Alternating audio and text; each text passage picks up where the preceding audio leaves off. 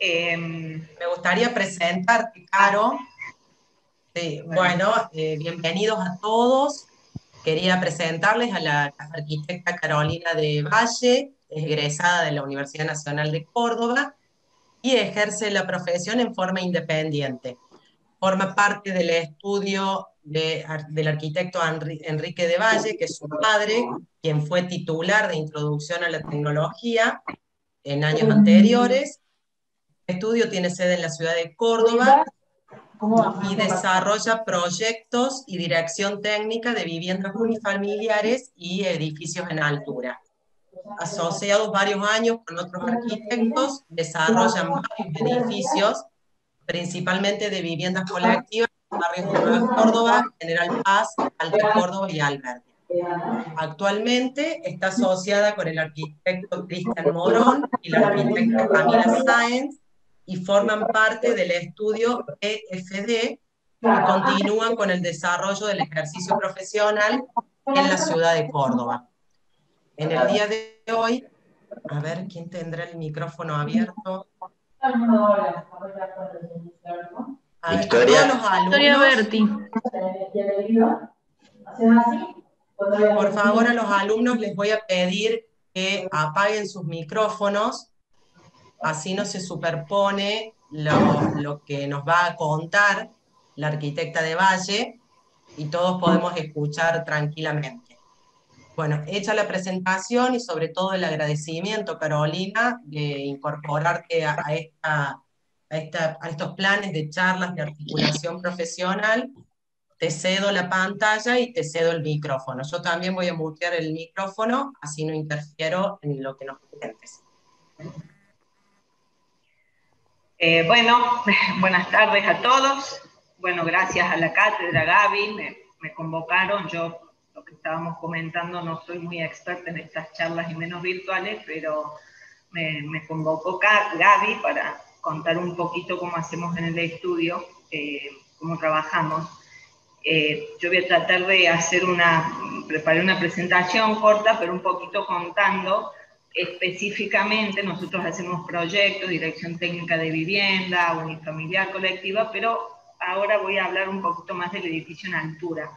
Hemos hecho varios ya en la ciudad de Córdoba a lo largo de los años, entonces me voy a meter un poquito en ese tema. Esperen que voy a compartir lo de la pantalla. Y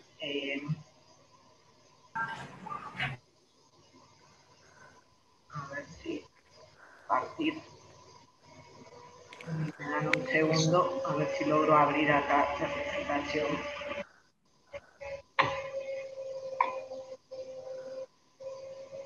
A ver, voy a checar esto.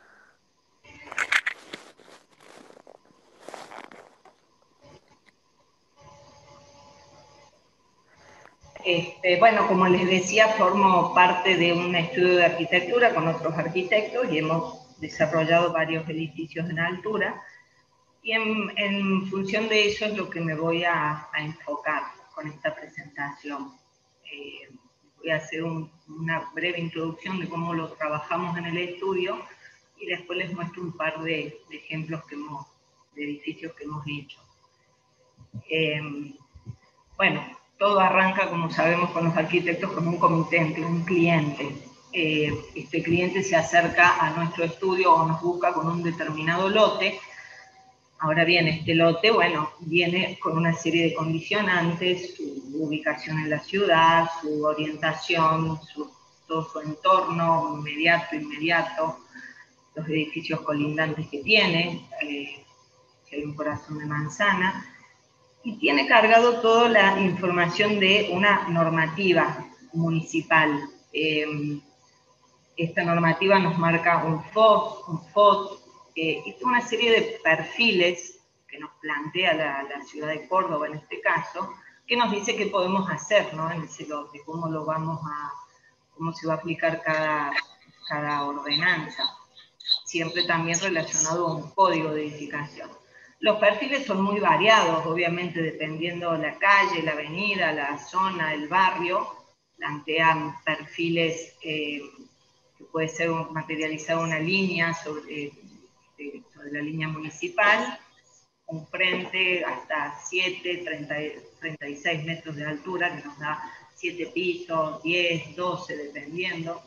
Hay otros perfiles como este que plantean materializar 12 metros de altura, por ejemplo, sobre línea municipal, y a partir de ahí comenzar a retirarse en un ángulo a 45 grados.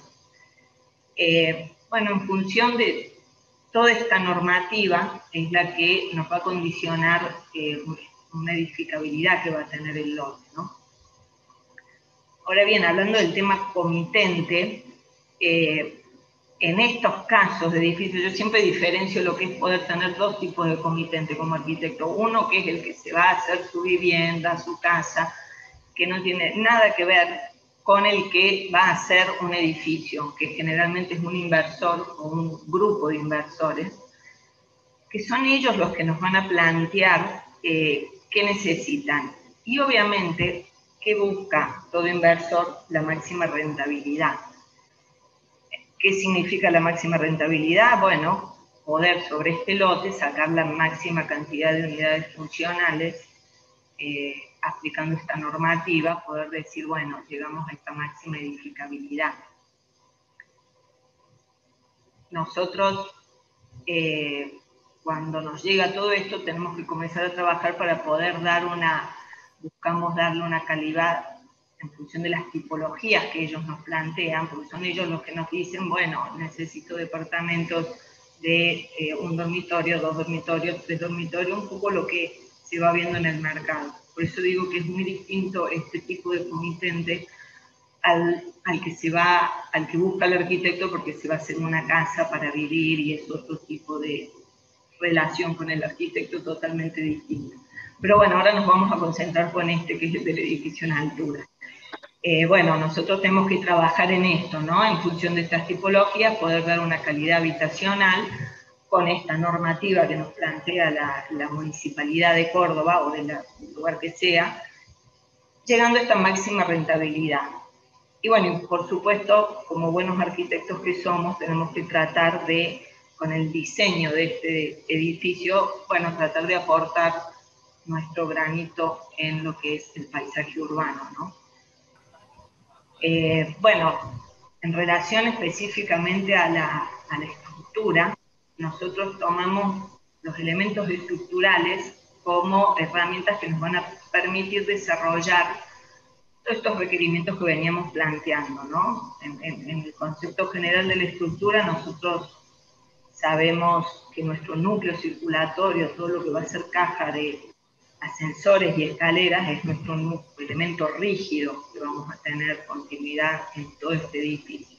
Y a partir de ahí aparecen lo que son las columnas, tabiques y todo nuestro esquema de losas y vigas que nos van a armar todos los pórticos. Obviamente estoy haciendo un esquema, ¿no? En un lote donde tenemos un frente y un contrafrente. Y acá en el tema de losas y vigas me detengo un poquito porque nosotros siempre hemos estudiado, que es lo que siempre nos decían, no estudiábamos en la facultad, bueno, que siempre la forma de la viga, como mejor funciona, es con una altura mayor a su ancho, ¿no? En lo que llamamos la viga colgada. Entonces ya sea losa maciza o losa nervurada, con una serie de vigas colgadas dependiendo de la luz, con determinadas medidas, si es losa maciza, bueno, hipotéticamente un 60, un 70, lo que dé. Pero claro, esto que pasaba en la construcción de los edificios, esto nos planteaba todo un encofrado para poder realizar esto, que es este molde que teníamos que ir perfilando en función de estas vigas colgadas. Entonces, todo esto que pasa en la obra requiere un encofrado que se va discontinuando, hay que cortar maderas, la mano de obra se hace como un poquito más lenta, hay mucho desperdicio de material. Entonces esto a lo largo del tiempo, ya todos los últimos años, el mismo mercado comitente, calculista, un poco iban planteando este nuevo esquema de poder hacer en un solo paquete, sea de 25 centímetros, 30, 40, dependiendo las luces obviamente, trabajar con la losa nervurada y lo que llamamos las vigas placas, que es poder macizar parte de estas losas, están contenidas dentro de este espesor de losa, se trabaja con el molón de telgopor para alivianar, y esto que nos da un único nivel de encofrado. Obviamente esto en la obra agiliza muchísimo los tiempos. Bueno, subir molones de telgopor a una obra es muy rápido, muy liviano, y bueno, y como todo inversor quiere, esto se traduce en un rendimiento económico y de tiempo mucho más, más eficiente en ese nivel. Por eso un poquito van a ver que en los ejemplos que muestro se trabaja mucho con este esquema, ya toda la losa, el paquete de losa y viga incluido en un mismo espesor. Obviamente hay casos donde dependiendo la luz o el trabajo del pórtico sí ha sido necesario trabajar con viga colgada. O por ejemplo las medianeras las utilizamos muchísimo para hacer lo que es la viga invertida. Esto no tenemos que estar cortando la madera para abajo, como quien dice, pero sí las trabajamos invertidas y pueden trabajar en su altura una dimensión más eficiente estructuralmente hablando, ¿no? Bueno, un poco el esquema estructural a nosotros que nos va planteando una modulación, nosotros en función ya del edificio, de la tipología que estamos trabajando, que es de vivienda en relación a este código de edificación que nos plantean, ya manejamos unas modulaciones, 280, 3 metros, dependiendo, y este tipo de modulación de la tipología nos va modulando esta estructura también. Acá, por ejemplo, en este ejemplo nos viene bárbaro porque decimos, bueno, ventilamos al frente, al contrafrente, la iluminación y la ventilación, eso nos favorece y nos libera también lo que es la fachada para tener más libertad para diseñar, digamos, fachadas. Ahora, ¿qué pasa? ¿Por qué pongo modulación cochera? Porque así como decimos que esta sería la modulación ideal y podemos armar muy bien nuestras tipologías, normalmente en terrenos de acuerdo a su tamaño, o ya sea porque la normativa municipal lo requiere o porque el mismo comitente requiere, poder dotar de espacios para autos, las cocheras.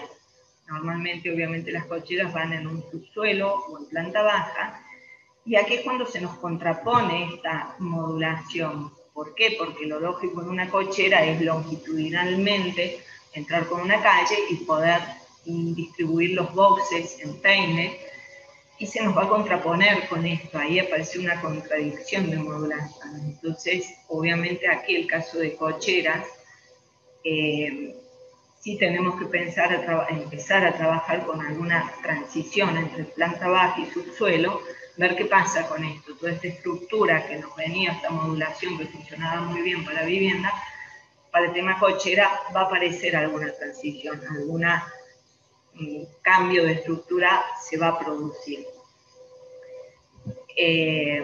Bueno, una vez que ahora les voy a mostrar algunos ejemplos, pero nosotros acá en el estudio, una vez que hemos logrado poder materializar esto que requiere el comitente, esta normativa y este esquema de tipologías que nos va a marcar un esquema de estructura, nosotros ya lo vamos diseñando pensando en esta modulación, hacemos lo que es el anteproyecto.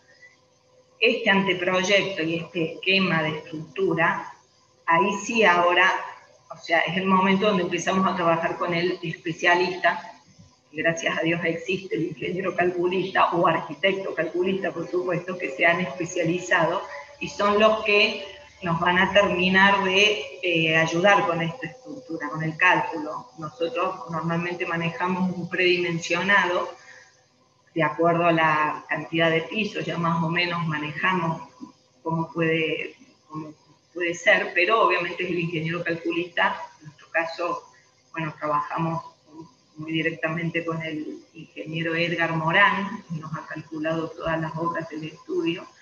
Y bueno, es aquí donde empezamos un trabajo de ida y vuelta, constantemente. Nosotros le planteamos el anteproyecto, nuestro esquema, y él nos va devolviendo, y es un ida y vuelta constante. Nosotros le pedimos a veces si se puede hacer alguna locura, él nos pone el freno, nos dice no, por acá sí, por acá no, y empezamos a trabajar un ida y vuelta constante, porque es fundamental para que el producto, el diseño de arquitectura, bueno, funcione como estructura y responda a todos estos requerimientos que queríamos llegar.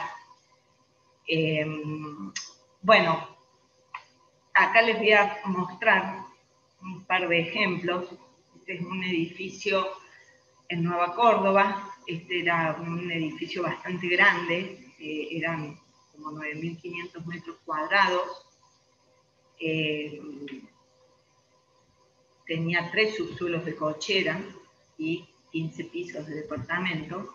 Bueno, acá teníamos el lote, era un lote grande de casi 19 metros de frente por 50 metros de fondo. Obviamente con 50 metros de fondo llegábamos al corazón de Manzana, se plantea lo que es la línea de frente interno, tenía un retiro de la línea municipal y después la normativa era un edificio en torre hasta 36 metros de altura. Y después en el ángulo 45 se podía llegar a seguir construyendo lo que entraba en el ángulo 45. Esto era planta baja, más 13 pisos de departamentos, más un 14 y 15 que entraban en este ángulo A45. Acá se ve un poquito el esquema, la tipología, la planta tipo y el corte. Este era un terreno en una zona, bueno, un poco la generalidad, ya saben que en Córdoba, de acuerdo a la zona donde uno está trabajando, el nivel de la arena puede estar o muy alto o más abajo, y ya sabemos que cavar en arena, cuando la arena está muy alta, tener que hacer una excavación en arena es bastante complicado. Se puede hacer, pero uno requiere de otras herramientas para poder contener esta arena que se desmorona. Bueno, en este caso el nivel de la arena estaba a más de 10 metros de profundidad, la arena, la grava, con lo cual se planteaba poder cavar subsuelo, poder trabajar un poco de una manera más tranquila en cavar todo este subsuelo para producir cocheras. Entonces se plantearon 3 subsuelos de cochera que nos alojaban, creo que eran como 80 boxes, bueno, y arriba los departamentos que eran como 73 unidades más o menos. Bueno, lo que era la planta tipo, básicamente acá se ven las tipologías, esta modulación que les estaba contando antes, donde se ven las 3 tipologías a la calle, 3 tipologías al contrafrente. Y acá se ve claramente este núcleo rígido, por supuesto, era 3 ascensores, escalera, y esta serie de tabiques que nos daba muy bien para toda esta modulación de tipologías. Acá pasó algo que el comitente, nosotros teníamos distribuidas estas tipologías, por ejemplo, 3 hacia la calle, 3 hacia el contrafrente, de un dormitorio más grande, más chica, 2 dormitorios, pero el comitente plantea, bueno, no, dice, pero queremos a partir del 7º piso hacer menos tipologías y más grandes. Entonces, que se nos traducía poder tener 2 tipologías, estas 3 que iban adelante, las uníamos y las transformábamos en 2 más grandes. Entonces, lo que veíamos acá, como todo este tabique que nos iba a recorrer todo el edificio en su altura, que acá lo podemos ver en el corte, con esta nueva modulación ya, ¿qué pasaba? Bueno, dijo el calculista, abrámosle la puerta. Entonces, el tabique en esos últimos pisos empezaba a aparecer estos huecos, trato de graficar acá, donde, bueno, permitía poder despegarnos de esta otra modulación, sin modificar la estructura general. Bueno, ¿qué pasaba cuando llegábamos con todo esto al subsuelo de cocheras? Bueno, en este esquema de cocheras nos daba por la dimensión del lote para ingresar con calle. Obviamente todo lo que va al corazón de Manzana, como solo era subsuelo, que acá lo ven en el corte graficado, se trabajaba tranquilamente con la modulación de cocheras. Acá ven cómo van los boxes, se va dando la vuelta a la calle, pero claro, al entrar a la torre, al edificio, ¿qué pasaba? Con estos tabiques que nos recorrían, teníamos que desdoblarlos, hacer esta transición de la que hablaba. Entonces se pasaba a transformar en esto. El gran tabique que venía central terminaba apoyándose en otros 2 girando, que es este esquema un poco acá que ver en rojo y verde. Acá en el corte se ve. Obviamente el núcleo circulatorio es el que recorre de arriba hasta abajo, hasta el último subsuelo, como núcleo rígido. Bueno, un poquito acá lo traía de ejemplo para ver esto de qué pasaba con esta modulación, ¿no?, de las tipologías. Bueno, esta planta la pongo un poquito porque acá quería mostrarles en qué se trata. Este es un plano de replanteo que llamamos nosotros, que hacemos en la obra, donde ya está toda la información que nos ha dado el calculista con las dimensiones reales de las vigas, de los tabiques, de las columnas, ya en su dimensión real, nos da todos los detalles, obviamente, cálculo, hierro, dimensiones, y nosotros lo trasladamos a este plano, que es el que superponemos con nuestra arquitectura, y acá pueden ver todo lo que son las vigas placas, estas que les mencionaba, las losas nervuradas, en este caso todo se logró en un paquete de 25 centímetros, se ve cómo están armadas las losas, acá llegan a ver, supongo que se ven clarito el dibujo de lo que son los casetones de telgopor, se ven las zonas de las losas macizas, las losas bajas, donde están, obviamente, donde tenemos todas las cocinas y baños. La losa baja nos permite, obviamente, ir con todas las instalaciones sanitarias, hasta llegar a las montantes, que son las que también van a recorrer el edificio de arriba a abajo, ¿no? Bueno, un poquito el esquema de cómo queda dibujado este plano de replanteo, después ya están las medidas que uno va acotando para ejecutar en la obra. Acá como ejemplo estaba el tema de era una fachada curva. Nosotros trabajamos bastante las curvas en nuestros diseños, ya les voy a mostrar algunos ejemplos, y acá simplemente cómo se replanteaba esa curva, que es algo muy fácil, es como si uno lo dibujara en un tablero sobre una línea de referencia. Cada determinada medida, dependiendo del radio de la curva, se van acotando. Y la gente en obra sobre el encofrado dibujaba esto con un fenólico que se iba curvando, se dibujaba y se llega a tener este desborde de losa que al hormigonar se queda conformado con la curva. Bueno, un poquito este era el ejemplo, ¿no?, de lo que, cómo se traduce todo este dibujo que decíamos de las vigas placas incluidas en el espesor de la losa. Bueno, acá un poco estas fotos que quedaron de cuando se hizo la obra. Como les decía, era una excavación muy grande. Si tenemos en cuenta la dimensión del terreno, acá se excavaron 9.500 metros cúbicos de tierra, había que sacar, que era todo el volumen de estos 3 subsuelos. Obviamente no se pueden sacar todos de golpe, acá simplemente se ve cómo se va cavando en el centro, dejando los taludes en las medianeras de la tierra natural, y se va sobre las medianeras. En esta foto podemos ver cómo se va cortando por tramos, dejando el terreno en forma de talud para que actúe como contrafuerte, y se va trabajando el hormigón del tabique por tramos, para luego ir uniendo. Bueno, acá se ve cómo están allá abajo. Era bastante impactante la excavación. Esta sería una vista de esta misma excavación hacia el corazón de manzana. Vemos cómo está el centro, el corazón de manzana, que solo era cochera, y de hecho ahí es donde el calculista obviamente planteó una junta estructural. Se trabajó primero todo el corazón de manzana, los 3 niveles de cochera, y después se siguió en la parte central del edificio avanzando. Aquí un poquito estas fotos las puse para que vean cómo se fue trabajando desde el centro del edificio. Con las mismas losas y vigas se iba apuntalando, se iba conectando con estos tabiques medianeros que íbamos trabajando por tramos. Acá ven toda la maraña de hierro que se van dejando para, una vez que habíamos consolidado, ejecutado toda esta parte central, los 3 niveles de la parte central, con estas especies de anclajes, de puntales que íbamos anclando losas hasta las medianeras, ya después se siguió trabajando, cavando por tramos, completando todos estos tabiques, y finalmente se completó toda la gran excavación, ¿no? Bueno, estas son unas imágenes del edificio en cuestión, este edificio terminado.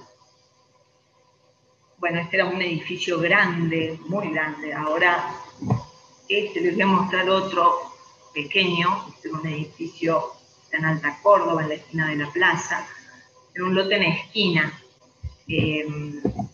unas dimensiones, bueno, 27 por 8 metros. Acá la normativa planteaba, como suele plantear toda la normativa en la ciudad de Córdoba, en las esquinas se busca macizar los bloques, entonces era, macizar las esquinas, trabajar en bloques sobre las líneas municipales, y planteaba la ordenanza una altura, creo que eran 18 metros, bueno, le correspondía planta baja y 6 pisos.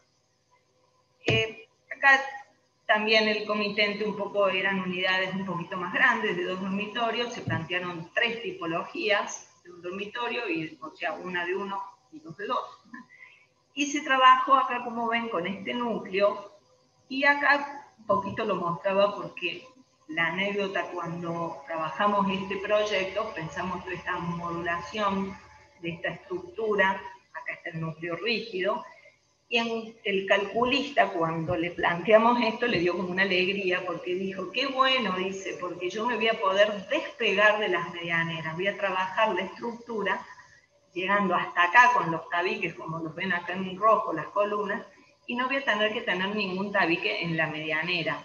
Y esto era una buena noticia porque al lado había una casa vieja, donde, bueno, siempre tener que estar trabajando con una casa vieja al lado, uno no sabe cómo son los cimientos, cuando uno empieza a cavar para hacer las fundaciones, bueno, a veces hay que estar haciendo submuraciones de cimientos viejos que no son muy estables. Entonces fue como, bueno, para él fue una gran alegría y nos planteó, dice, excelente, porque nos plantea todo este esquema estructural llevando las columnas ahí y dejando toda esta zona de ese palier pasillo en voladizo. Entonces en la obra fue muy cómodo trabajar y no tener ningún problema con el edificio, el colindante, digamos, ¿no? Bueno, me parecía interesante porque estas forman parte de las anécdotas que uno va teniendo en el trabajo de ida y vuelta con el calculista. Fue como que a él le encantó y dijo, qué estructura más limpia me sale. Bueno, acá un poquito se ve en obra. Acá, por ejemplo, estas curvas que manejamos nos daban la libertad. Pudimos trabajar acá con el mismo hormigón, haciendo ya las pantallas, no era algo estructural, pero sí en el encofrado ya planteamos, y era lindo porque ya se veía la forma, más allá de que el edificio no estuviera terminado. Bueno, esto es como quedó terminado, algunas imágenes de esta curva y contracurva. Esto es un poquito esta libertad que yo les decía, que en función de esta modulación nos permite jugar un poco con estas fachadas. Bueno, y este es otro ejemplo que les voy a contar. Este está en Barrio General Paz. Este lo estamos construyendo actualmente. ¿Qué pasaba con este lote? Era un lote que estaba muy cercano a la esquina. ¿Y qué pasa? En la normativa, como les decía hace un rato, normalmente en los 20 metros de las esquinas, la municipalidad plantea macizar estas esquinas. Entonces los perfiles en las esquinas son toda la construcción sobre la línea municipal. En este caso es por la altura, se permite una planta baja hasta 7 pisos. Y a partir de los 20 metros de la esquina, la ordenanza plantea ya el otro perfil, que es sobre línea municipal, trabajar con 12 metros de altura, que son planta baja y 3 pisos, y a partir de ahí comenzar a retirarse en este ángulo 45. Entonces a nosotros este terreno particularmente nos quedaba en la mitad de este cambio de perfil. Acá nos pasaba la línea donde cambiaba este perfil de los 20 metros de la esquina para tener que acoplarse al otro. Nosotros con nuestro edificio teníamos que conjugar esto que vemos acá en rojo, ¿no? O sea, cómo cambio de un perfil al otro, y tratamos de buscar que no se generara acá una medianera, ¿no? Que fuera como un tajo de poder pasar al otro perfil. Bueno, en nuestro diseño queríamos trabajarlo en función de eso. Entonces, bueno, trabajamos las tipologías. Acá también el comitente, no porque lo pidiera la ordenanza, sino él quería disponer de algunas cocheras en la planta baja, pocas, pero algunas. Entonces, bueno, era un terreno de casi 12 metros de ancho, se trabajó con un eje central, acá tenemos el núcleo rígido de escalera y ascensores, se dispusieron 4 tipologías, esta un poquito ya se va retirando para poder acoplarnos al otro perfil. Bueno, acá vemos este esquema estructural que digo. Esto es un poquito acá también, ¿no? Cómo nos quedaba armado este esquema de vigas, placas, de losas, y cómo teníamos que buscar nosotros queríamos sobre todo poder materializar todo este basamento. Por eso empezamos a trabajar con las vigas, que más allá que la tipología adentro se retirara para después engancharse con el ángulo 45, sí queríamos darle continuidad a este basamento. Por eso aparecen estas vigas, para darle continuidad al futuro edificio, porque de hecho de este lado no tiene todavía, hay un galpón, no hay una construcción en altura, ¿no? Bueno, y acá viene otra anécdota, anécdota, o no sé, otra solución por decirlo. ¿Qué pasa cuando trabajamos con este ángulo a 45? Claro, nuestra estructura que nos viene tan limpita en una torre, que son todos los pisos iguales, cuando empezamos con el ángulo a 45 se nos empieza a desfasar la arquitectura. ¿Y qué pasa con esto? Se nos va desfasando la estructura. Entonces, esto es un poco un esquema que nosotros trabajamos mucho con el ingeniero, que es, tomamos como un piso de transición. Digamos que nosotros venimos con todo un tabique acá en la medianera, por ejemplo, o en el centro, dependiendo de si el caso. ¿Qué hacemos en el piso que nos vamos a retirar? Ampliamos ese tabique para así poder después en el piso siguiente achicarnos, digamos, y tomar el piso. Entonces tomamos como un piso de transición que llamamos. Tomamos todo el piso para poder desviar esta estructura. Bueno, en este caso particular se ve muy puntualmente esto que estoy contando, ¿no? Acá, como tenemos que ir desfasando y moviéndonos.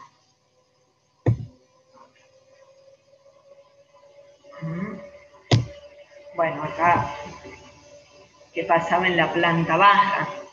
Llegábamos con esta estructura central, como les contaba, el comitente quería tener algunos autos, entonces, ¿qué pasaba? Bueno, teníamos el ingreso al palier, el ingreso a los autos, y acá sí necesitábamos esta otra modulación. Entonces, con toda esta estructura que nos venía de arriba del edificio, teníamos que volver a hacer una viga de transición y poder rotar estos tabiques, así podíamos poner los autos acá, ¿no? Y que nos quedara distribuido de esta manera. Obviamente esto de tener que incorporar cocheras en planta baja, ya desde el vamos nos planteaba un núcleo sobre una medianera. Obviamente no lo podíamos poner central en este lote porque no tenía ancho suficiente. Si poníamos un núcleo central nos iba a impedir pasar con el auto simplemente en la planta baja. Entonces esto ya desde entrada nos iba a condicionar nuestro esquema de tipología, ¿no? Tener todo rebatido sobre una medianera, este núcleo circulatorio. Bueno, y acá les voy a mostrar un poquito las fotos supongo que les gusta ver fotos, pero esto es un poco cuando se arranca este mismo edificio. Acá estamos con el ingeniero agrimensor replanteando los ejes de replanteo. Bueno, acá no pude encontrar las fotos donde ya estaban hechas. Esto era un edificio que teníamos la arena, la cota de fundación a 2,50 metros. Se plantearon bases. No me quedó ninguna foto de eso, que acá ya están hormigonadas las bases, digamos, las riosas, ya está todo hormigonado. Y bueno, acá se ve cómo arrancan estos tabiques. Estos son los de justamente de la cochera, que arrancan en una posición y luego van a tener que girar. Allá se ve el núcleo rígido de la escalera y el ascensor. Acá ya se ve como, bueno, se están encofrando estos tabiques, estas columnas en la planta baja. Acá podemos ver todo lo que es este nivel de encofrado. Acá claramente se ve lo que les planteaba, lo que es todo un único nivel de encofrado, sobre el cual ya se arman todas estas vigas placas, se ven los molones de telgopor, cómo se va armando. Bueno, acá ya se ve, ya está toda armada la losa. Ah, perdón, acá por ejemplo se está viendo todo lo que es la losa baja. Acá va la cocina y el baño con sus conductos previstos para todas las montantes. Acá un poquito es esta viga placa, esta unión, este cruce viga placas, y es acá donde se ve, hacia abajo está esta viga de transición, que es la que venía el tabique de la cochera, en este sentido la columna, y acá, después de esta viga de transición, nos sigue para arriba con la modulación de los departamentos. Bueno, acá más fotos de cómo se ve, cómo se está hormigonando. Acá ya se ve hormigonada la losa y se vuelve a replantear y todos los arranques de columnas, que son todas las tabiques. Bueno, acá, por ejemplo, estamos viendo, esto es el contrafrente, acá se ve cómo baja todo el tabique en una dirección, estos dados, que son estas como capiteles, estas vigas de transición, que hace que no va a girar la columna, ¿ven? Acá se ve este giro que decimos, ¿no? Acá se ve la dimensión esta de la viga placa, los nervios, los molones de telgopor. Todos estos huecos que vemos son porque acá se va a ir alojando todo lo que son los desagües fluviales de estos balcones. Bueno, más fotos de obra. Acá se ve cómo, obviamente, antes de hormigonar, se pasa todo lo que son las instalaciones eléctricas que van por losa, donde ya se ha replanteado todas las bocas, para después, bueno, que esté todo previsto antes de hormigonar. Huecos de montantes, acá van todas las montantes generales, de gas, de electricidad. Bueno, estas son las fotos hormigonando. Acá un poquito era esta parte donde el edificio se empieza a retirar y trabajábamos un poco en voladizo todos estos balcones, terrazas, que van a abrir hacia el nuevo perfil del ángulo 45, digamos. Acá es donde se produce el cambio de perfil, sigue la torre para arriba. Bueno, acá se puede ver cómo se va armando los encofrados, los talosas. Esto un poco acá ya desde la fachada cómo va creciendo, ¿no? Esto, bueno, estas vigas que decíamos vamos a buscar materializar este basamento en estos 3 primeros pisos, y a partir de ahí ya continúa el edificio para arriba en este cambio de perfil, y acá se va a producir lo que se va retirando por los ángulos A45. Acá ven el esquema que les comentaba de esta transición. Este piso es el piso de transición, donde nos desplazamos, agrandamos para luego volver a achicar y tener este desplazamiento. Bueno, fotos de obra, este es el hueco que se produce en la fachada. Y bueno, esto es un poco los renders, la imagen, el edificio está en obra, como lo vieron en las fotos anteriores. Esto era un poco los renders que armamos. Bueno, esto era un poquito los 3 ejemplos, que ahora simplemente son fotos de edificios. Este particularmente lo pongo porque este fue el último edificio que en el estudio se hizo, todavía con la losa maciza y las vigas colgadas. Acá lo pueden ver, se puede ver en el balcón la viga colgada. A partir de este edificio ya todo el resto de lo que hicimos siempre fue con la losa nervurada y la viga placa.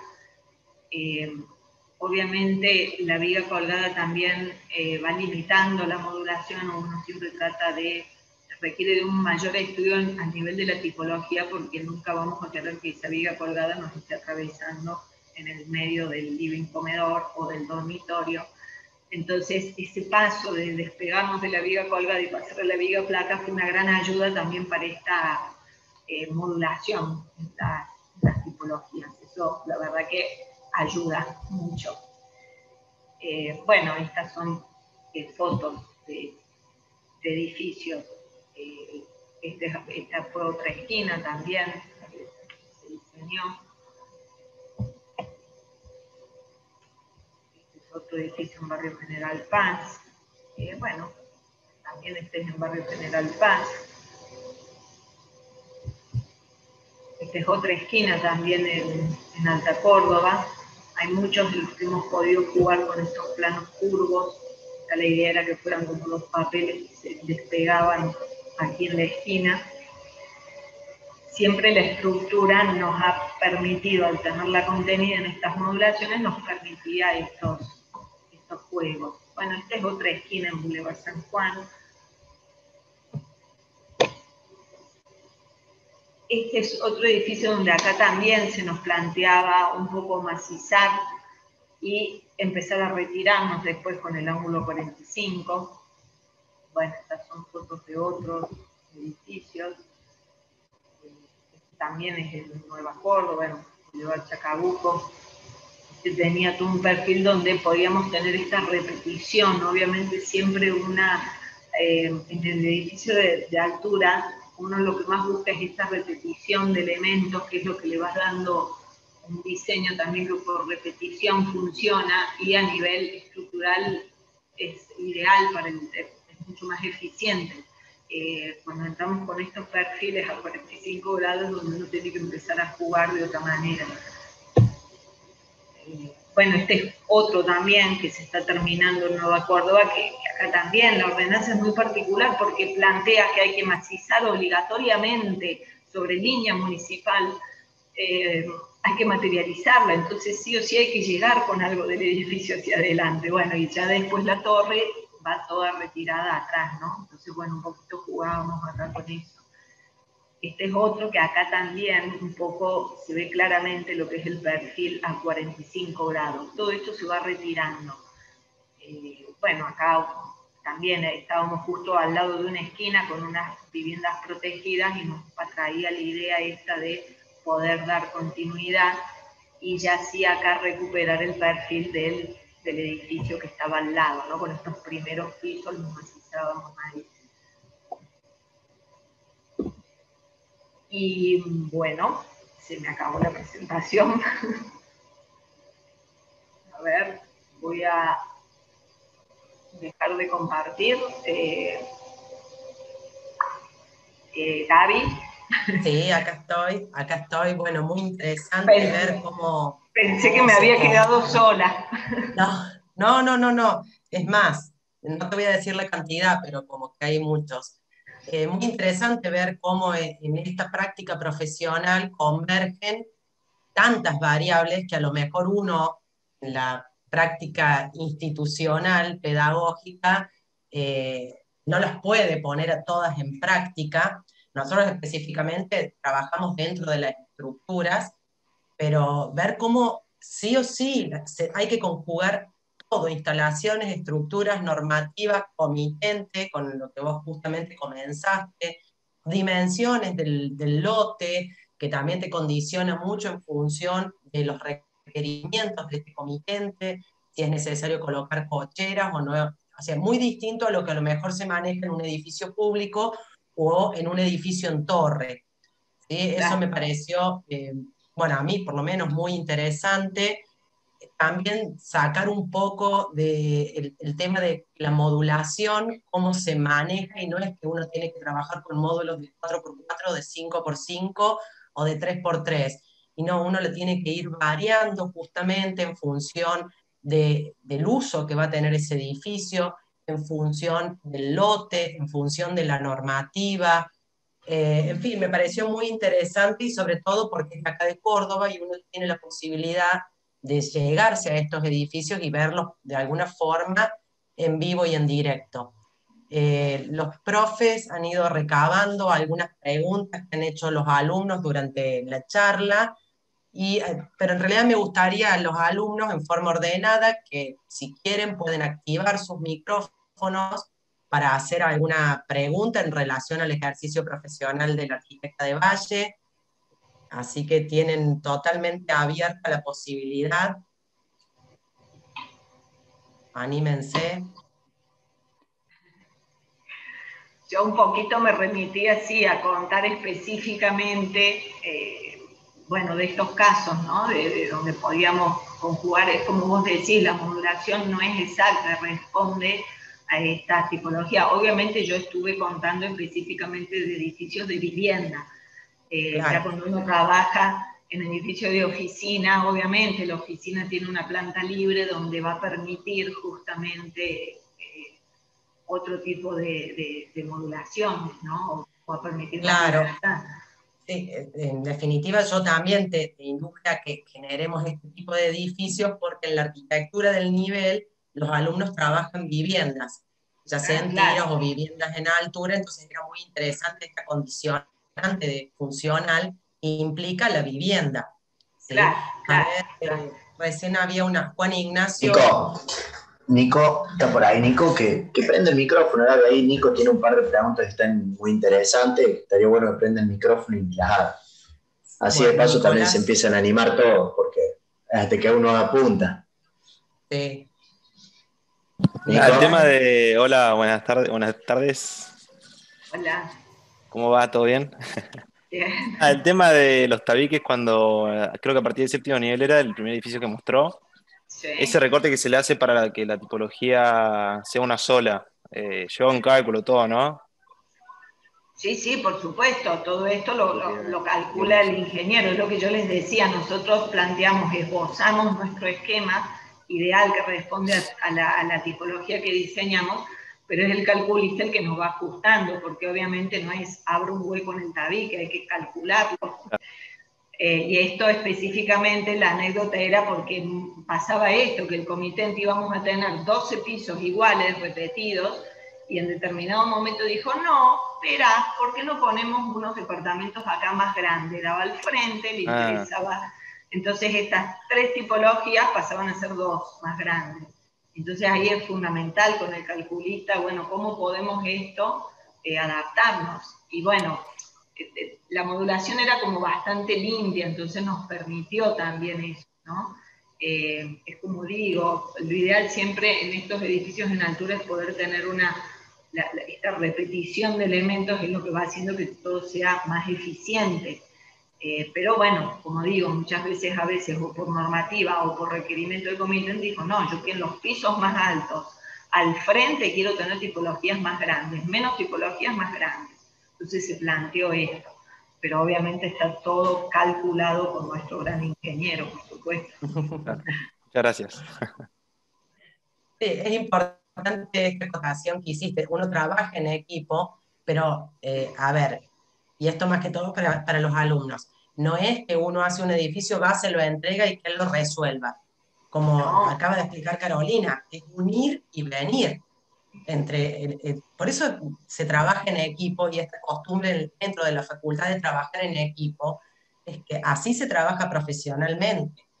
¿Sí? Quizás uno después se especialice en algo particular, pero nunca, es muy raro que un arquitecto resuelva absolutamente el 100% de la obra. ¿Sí? Es unir y venir. Inclusive sí. en obra aparecen también situaciones que producen cambios en el cálculo, en la función o en las dimensiones, y uno tiene que tener esa flexibilidad o por lo menos la habilidad para empezar a incorporar esta forma de trabajo. ¿Sí? Sí, eso es fundamental. Lo que acabas de decir, Gaby, es imposible que nosotros como arquitectos querramos abarcar la totalidad. Está bueno cuando uno se va especializando en determinadas cosas y siempre hay que recurrir al especialista.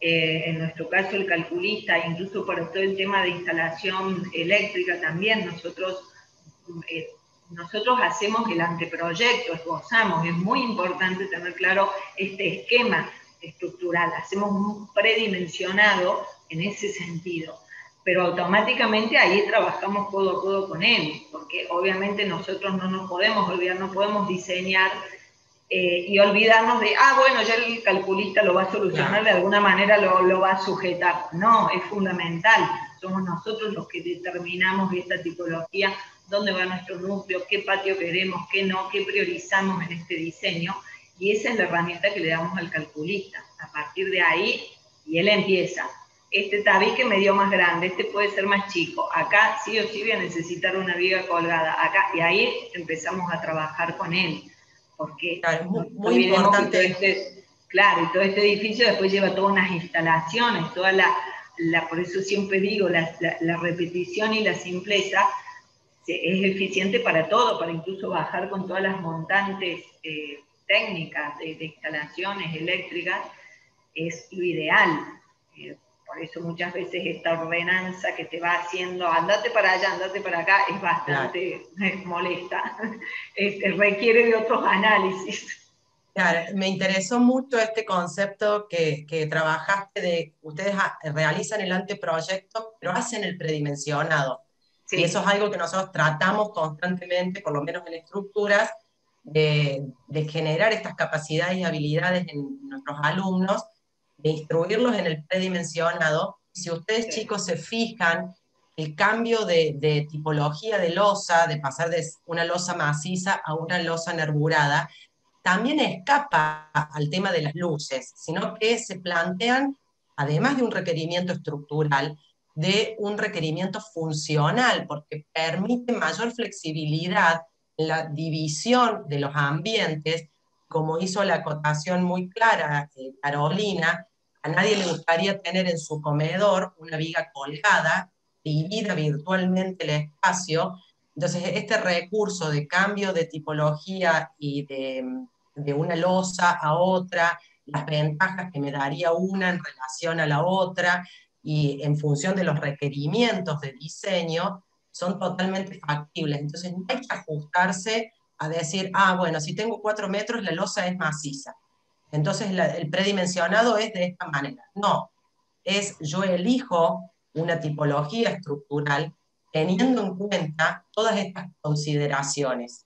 ¿Sí? Lo mismo hemos visto unos voladizos muy interesantes, muy importantes, si bien algunos son de vigas que no soportan específicamente carga de losa, pero ya de por sí se tienen que soportar a sí mismas, esos encuentros de vigas con vigas, o estas transiciones que planteaba Carolina en algunos edificios, en donde uno es consciente que tiene que generar para este tipo de transiciones estos cambios a partir de elementos rígidos que permitan este cambio seccional, de orientación de la sección, y no generen problemas estructurales importantes que repercutan directamente en lo que son las envolventes y demás. Me interesó mucho ver ese capitel que se genera en la columna cuando hacen el cambio por esta necesidad funcional de pasar de cocheras a la parte de viviendas. Y Carolina lo dijo, si bien implica un punto crítico dentro de la estructura, pero se resuelve a partir de estos elementos importantes que promueven la transición de estas estructuras, que fue una de las preguntas que hicieron en el chat. ¿Sí? ¿Alguna otra consulta, chicos, con respecto al trabajo de Carolina? No tengo una consulta respecto a las transiciones. Bueno, primero que nada, buenas tardes, profe, buenas tardes, Carolina. Hola. Bueno, primero decirle que el edificio ese de Alta Córdoba yo lo conozco de toda la vida y no sabía que había sido usted, la verdad que... Bueno, decirle que hizo muy buen trabajo respecto a eso. Bueno, y viendo que usted se maneja bastante con todo este tema de las transiciones, particularmente nosotros en la arquitectura, en materia proyectual, medio como que nos los tienen un poquito prohibidos, que nos han dicho, no, suman mucho los costos, no lo hagan directamente. ¿Hasta qué punto es cierto y hasta qué punto no? Porque yo por ahí pensaba, bueno, capaz que te suma un poco de costo de obra, pero podés sacarle más provecho a lo que tenés abajo. Entonces, viendo que usted ha trabajado con esto, si nos podía explicar más o menos esta. Sí, es que es tal cual lo estás diciendo. Yo en la facultad también, uno no podía pensar en estas cosas, porque uno estaba estudiando lo que es teóricamente lo más eficiente y bueno, uno no pensaba en esas cosas, pero ¿qué pasa después en la realidad, en el trabajo que tenemos al tener que conjugar estas cosas de la normativa, de lo que te pide el comitente, de las condiciones que tiene todo este lote? De alguna manera hay que buscar la solución que sea menos traumática para esta estructura. Obviamente uno trata de pensarla a las transiciones por ese lado, que sean lo más escuetas o lo más, tratar de pensar esta modulación, este cruce en algún punto donde sea lo menos traumático posible. Obviamente yo no puedo entrar, bueno, voy para allá, ahora voy para acá, voy, giro, vengo a lo largo de todo el edificio, porque ahí sí pasa a ser una locura. Pero el tema este de lo que es toda una modulación que te trae un edificio con un tema del auto, eso existe, siempre existió. De hecho, hay grandes estructuras diseñadas donde justamente vos tenés toda una estructura y llega a una transición en la planta baja, donde dejaba la planta libre. Bueno, todos los conceptos estos de la arquitectura moderna, ¿no? De la planta libre, y ahí se producían estructuras hermosas, diseñadas, las transiciones estas, que bueno, obviamente en un edificio más acotado de departamentos uno no puede soñar con estas super transiciones, pero están las transiciones porque va a estar esta modulación. No sé, yo rápidamente digo, la Municipalidad de Córdoba, que todos conocemos, es un ejemplo extraordinario de lo que es toda esta estructura, cómo llega con todas esas transiciones a la planta baja libre. Es una maravilla de transición, y es una transición esa, ¿no? Una maravilla de diseño me refiero, ¿no? En estos edificios obviamente hay toda una parte de economía, de obra, del comité, de lo que cuesta, de lo que no, bueno, uno trata de hacer esta transición, insisto, hay que ver dentro del esquema estructural de que sea una transición lógica. Voy a tratar de que aproximadamente mi columna me tenga que girar abajo de la otra que ya viene. No voy a tratar de que esté al medio, porque si no toda esa viga va a ser mucho más descomunal, esa viga de transición.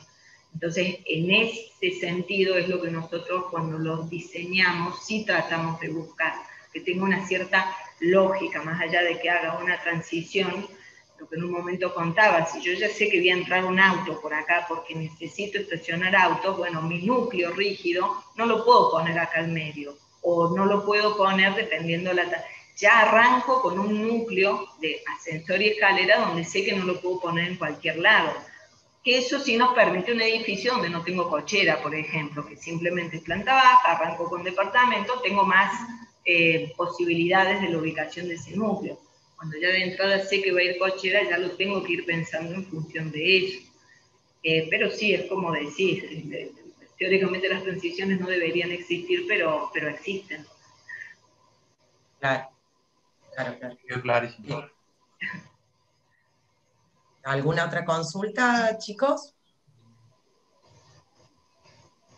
Bueno, por ahí Yo sí. escribieron. Si no, sí, escribieron un par más, pero también quería hacer alguna consulta sobre algo que me interesó mucho, el tema de las vigas, que bueno, comentó que por ahí en medianera, por lo general buscan aplicar vigas colgadas o vigas invertidas, claro, aprovechando la altura que uno puede darle en la medianera, por lo general son muros.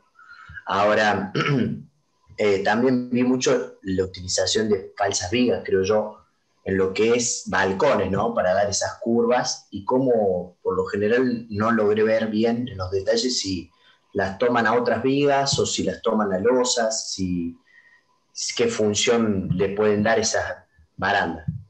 Sí, no, estas vigas que ves así que arman las fachadas no son vigas estructurales. O sea, hay muchas que las hemos logrado hacer con toda la estructura. En el mismo encofrado hacíamos estas vigas que pasan a ser unas vigas de borde, pero que ya con esa viga de borde le estamos dando la forma que queremos a esta baranda del balcón.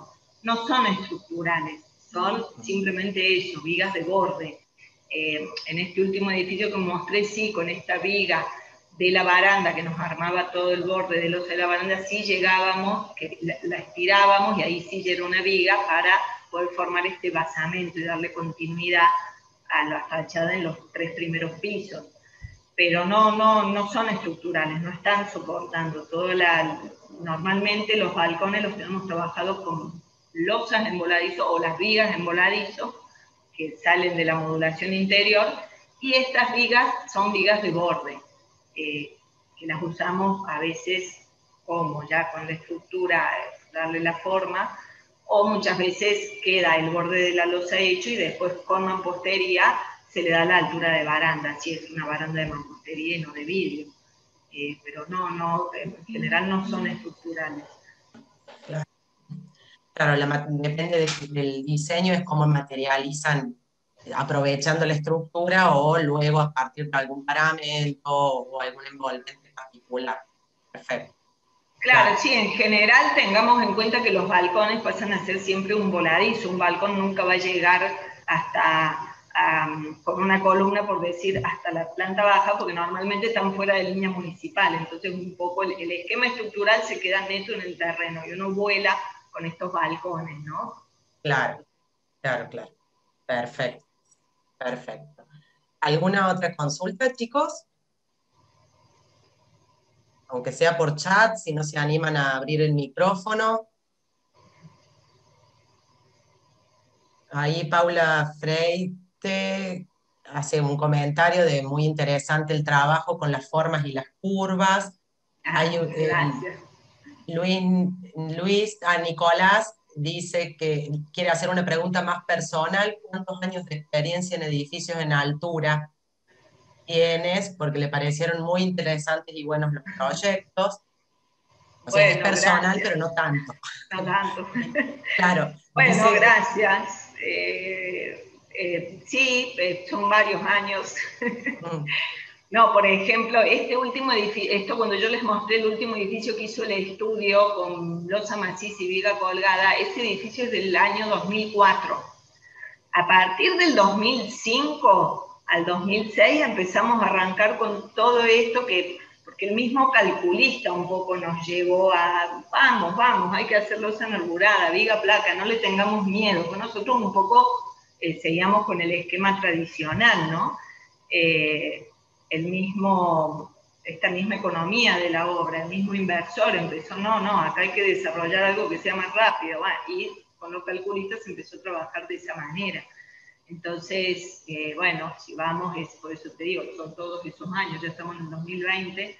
Lo que mucha pasa es que, experiencia. bueno, sí, yo particularmente continúo con un estudio que era de mi padre, entonces también hay toda una experiencia heredada por haber trabajado con él también, ¿no? Ya en época de estudiante yo podía ver las cosas que él hacía y bueno, obviamente eso me iba a... Por eso son más años, pero no vamos a decir cuántos, porque si no... No, mucha experiencia, por eso, mucha experiencia. Varios Otra años. Sí, otra pregunta de Andrés, que le hizo anteriormente, pregunta qué ancho mínimo tienen las calles de las cocheras y la medida de los boxes. Bueno, los boxes para autos son básicamente 2,50 metros de ancho por 5. Y la calle es 5 metros. 5 metros para poder maniobrar, salir y entrar, digamos. Si vos tenés solamente un acceso de autos, lo que uno puede, a veces en algunos edificios hemos desdoblado, ingreso por un lado y salida por el otro, esos anchos mínimos tienen que ser de 3 metros, pero es simplemente la calle que pasa. Una vez que tenés que llegar a estacionar a este peine de cocheras, sí necesitas los 5 metros. Obviamente la municipalidad en el código de edificación establece un porcentaje, que uno los puede tener un poquito más chicos, para autos más chicos, que es de 240 por 470, que entonces te estipula un porcentaje de un 30% de autos tiene que ser 250 por 5 y el otro 70 puede ser un poquito más chico. Pero la comodidad para estacionar, en realidad la comodidad, ojo, porque ahora con la cantidad de camionetas gigantes que hay, ya ni siquiera te alcanza el de 250 por 5, ¿no? Claro. Convengamos, pero sí, y la calle, la modulación que uno maneja para cochera es 255. Bien, perfecto. Claro, es dependiendo de si es circulación o hay que dejar contemplar la parte de maniobra específicamente. Claro. Entonces esas son las variables que se manejan para determinar los anchos de estos pasos. ¿La altura, profe? Particularmente, Perdón. sí. No, y la altura también de los boxes, o sea, el piso de losa. No, la altura, o sea, la básica que te establece el código de edificación es 2,20 metros libre para cochera. La realidad es que no los hacemos, tratamos de no hacer menos de 2,40 o 2,30, porque pasa esto, ¿no? De estas mega camionetas que vienen ahora. Muchas veces sí, por ahí entras y tenés como que estás casi tocando la losa y Claro. pasa mucho Bueno, eso. fíjate, el tema este de la altura es interesante porque cuando tenemos que hacer estas famosas transiciones del edificio que baja, y nosotros ya para manejar las alturas en el corte, en el anteproyecto, ya establecemos algo de espacio para esta transición, porque sabemos que va a estar, más allá que el calculista después nos diga específicamente, bueno, sí, te quedó la viga colgando 30 o 20 o 25, pero nosotros ya tratamos de manejar ahí un espesor para que después, libre de esa viga de transición, nos queden esos 2,30 útiles, ¿no? Pero sí, claro, es verdad que la altura ya hay que ir contemplando ese tipo de cosas. Perfecto, muchas gracias. No, aquí otra pregunta en el chat, dice, ¿qué tiempo de diseño se maneja desde que se toma el proyecto con el cliente hasta que se empieza a construir? Bueno, ahí puede ser mucho tiempo o muy poco tiempo, dependiendo de un millón de condicionantes, porque, bueno, cuando llegue el lote uno estudia ordenanza, estudia normativa, le tiene que buscar esta máxima edificabilidad, ver qué posibilidades ese anteproyecto trabajado con el comitente, bueno, puede ser uno cuando va teniendo más experiencia ya manejas determinadas herramientas que van más a lo seguro, pero bueno, eso lo podés desarrollar en 10 días, 15 días, dependiendo, o un mes, dependiendo el ida y vuelta de este producto.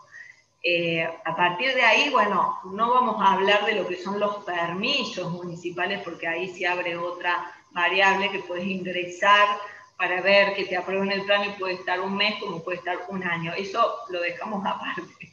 El desarrollo de todo el edificio, una vez que está aprobado, nosotros siempre decimos, bueno, vamos a la municipalidad, te dan el ok con la previa que llamamos, saber que estás cumpliendo con la ordenanza, a partir de ahí desarrollamos ya con el calculista. Él va calculando, pueden ser también, dependiendo del calculista, 2 meses de trabajo, un mes, todo depende del ritmo que uno le ponga.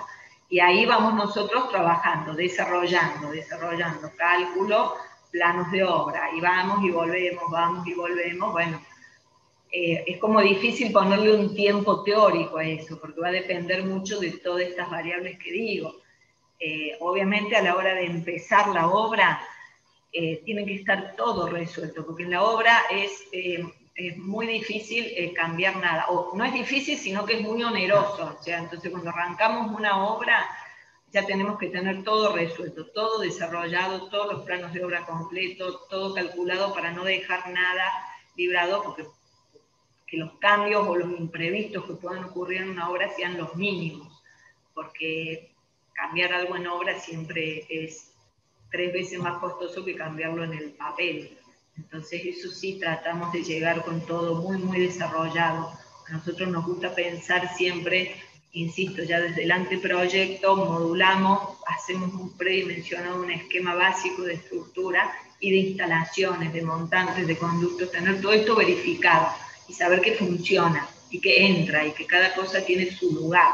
Porque si no, después pasa que por dónde bajo la cañería, por dónde mando esto, entonces, bueno, eso nos gusta tenerlo estudiado de entrada y llegar a la obra ya para ir subiendo, pero no tratar de que sean los menos cambios que surjan en la obra. Bien. Otra preguntita que te hacen es, ¿cuál ha sido la luz máxima con viga placa que has trabajado? Y mirá, en el edificio el de Boulevard Chacabuco, que era un lote de 12 metros, ahí con el calculista pudimos trabajar también era un edificio alto, porque eran 14 pisos también. Pero ahí con él pudimos trabajar con una estructura central, un tabique central que nos dividía en los 6 metros. 6 metros de luz nos quedaba de cada viga. Ahí la losa ya no era de 25, ahí creo recordar que era 30 o 35, pero claro, era un poquito más, las vigas sí eran de 30, creo recordar. A veces manejamos esa variable, o 30, 35, porque son luces estas de 6 metros, digamos, ¿no? en estos edificios de vivienda. Perfecto. Sí, una aclaración con respecto a eso para los alumnos es el tema de trabajar vigas placas siempre conlleva a realizar algún tipo de verificación de rigidez, de deformación. Entonces, por ahí, además de la luz, uno va a considerar la carga que va a tener y en función de la armadura, uno hace una verificación de flecha y determina si esa flecha va a ser admisible Entonces, como dice Carolina, probablemente si la losa me da para hacer una losa de 25, pero la flecha admisible no me lo permite, seguramente voy a tener que aumentar esa luz o esa altura para evitar las deformaciones. Pero es una cuestión más de deformación que de resistencia. Claro. Bien. Sí, muchas veces incluso el calculista nos hace trabajar con la contraflecha. Ya desde el vamos hacemos el contraflechado porque eso luego va a bajar un poquito. Entonces ella nos contempla una contraflecha de 3 centímetros, por ejemplo, en determinados casos, ¿no? Donde está. Claro, exactamente. Aproximadamente, ¿entre cuánto puede llegar a medir una viga de transición? Y todo depende de lo que tenemos arriba, en realidad. Claro. Esta, por ejemplo, que mostraba de esta obra, de esta última obra, lo que nos cuelga hacia abajo son 30 centímetros. O sea, tenemos 30 de losa, en esta también, fíjate, ahora me estoy acordando, en este edificio último que mostré la obra, también estamos trabajando con losa de 30 y viga placa de 30, no de 25. Porque ahí también tenemos a la mitad de estructura. Y bueno, en este caso tenemos la viga de 30 en el espesor de losa más, cuelga 30 para abajo, por ejemplo. Y la dimensión es lo que recoge todo el tabique que viene de arriba, que creo que eran como 1,80 m o 2 metros, no recuerdo bien. Y ahí toma todo ese ancho del tabique que viene de arriba, y bueno, 30 que cuelga para abajo, ya termina siendo de 60. Y ahí gira la columna y va para abajo. Claro, claro, o sea que pero estamos sí, hablando todo de eso un depende capitel, ya bueno, del cálculo bien preciso, obviamente.